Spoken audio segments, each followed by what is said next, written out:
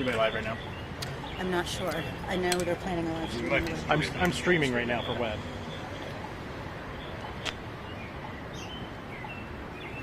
I'm recording, so. Okay. Yeah. So it's 9 o'clock now. We're going to keep trying to continue with these hourly briefings. Obviously, it's important to keep you guys informed. Hey, we are. The vast majority of the people that were in the park have left the park. There have been 3 distinct groups that have kind of taken off on foot. Made it up to 31st Street, went to the west, coming back down now on Broadway. And so a lot of these mobile groups of officers that we've had, again, we've talked quite a bit tonight. The theme seems to be protecting people as they're kind of taking over the street, protecting businesses along the way. So the officers continuing to do that. One other thing I wanted to touch on, I meant to last hour. We've had several inquiries from several of the outlets.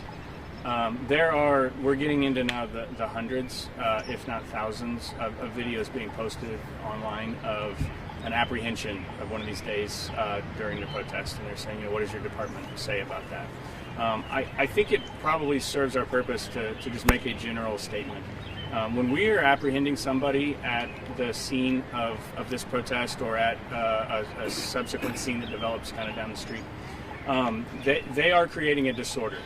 And that is why they're being apprehended. It is a disorder that is causing a harm or a threat to the group or to the group's right to peacefully protest.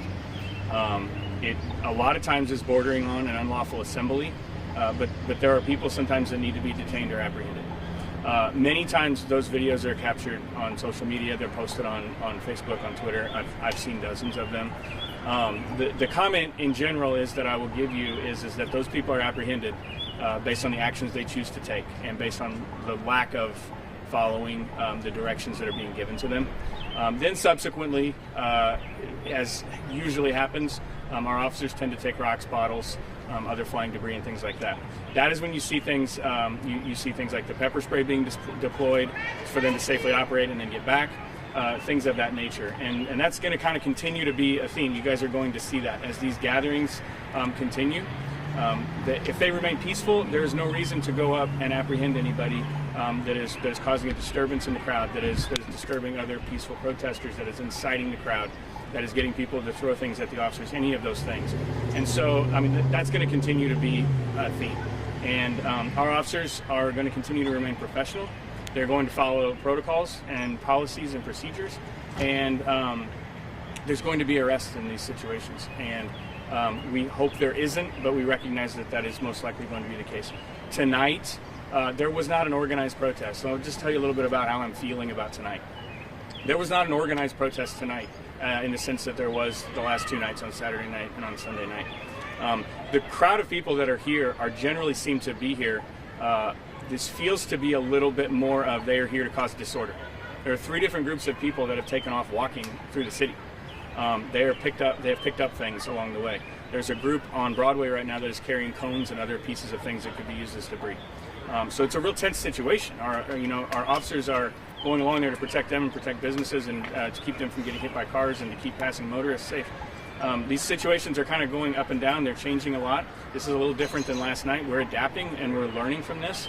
And so it's definitely a little more challenging when the groups take off and start walking, but we're adapting to that. So you mentioned 31st and Broadway, that group in that area with the cones. I did notice about, I'm losing track of time, but I think maybe 15 minutes ago, some officers ran with some urgency towards some wagons and then took off to the east. Is that where they were heading? Were they going around? Because it looked like they were heading towards Oak Street. Probably around, because you right now you can't just drive on Main because there is a large mass of people on Main. So if we're to get somewhere, we have to kind of think strategically. Again, going back to our parades over the last 5 years, and 15 and then again 20. To get aid and to get to people, it wasn't just simply like cross the street. It was you have to think strategically and go around. And so if we need help over there, maybe we go here first. And yeah, there was a large group of officers that took off. Again, going back, tonight we have many groups that are what we would call mobile and ready to respond to a scene as these protesters are moving to the city.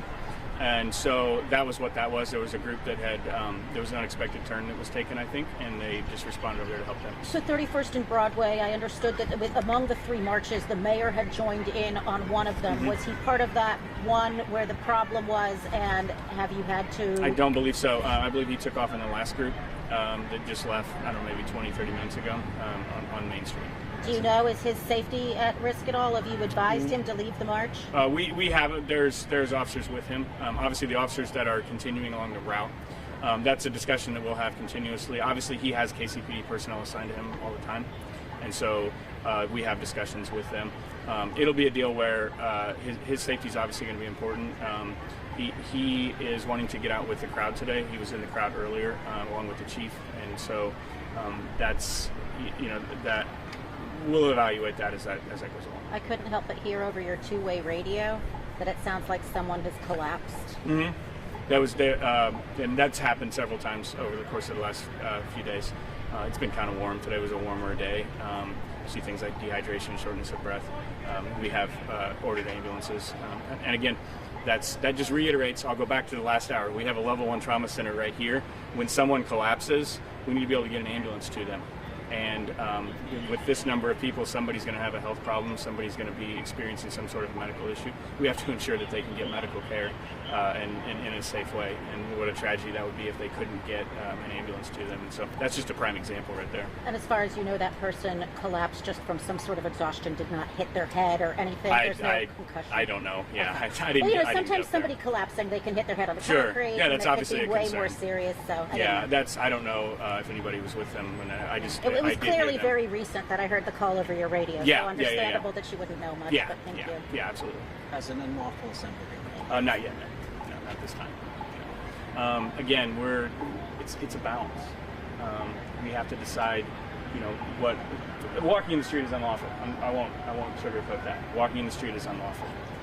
It is a balance between how we're going to facilitate continuing peaceful operations and movement for them, and getting to a position where we would declare that.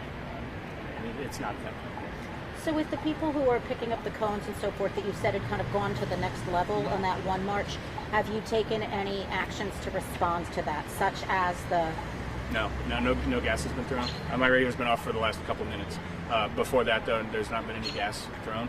I believe they have been given plenty of warnings. We have bullhorns there that will, broadcast a loud warning. They've been given plenty of warnings, and they're adhering to those. And as long as that, there won't be a need for that. Yeah. They can carry around a cone all they want as long as they're following don't throw orders. Don't break things, don't cause harm to other people that are in that group with them. The general things like that. It sounds like you've just deployed additional personnel there in order to monitor the situation because it looks like it has the potential.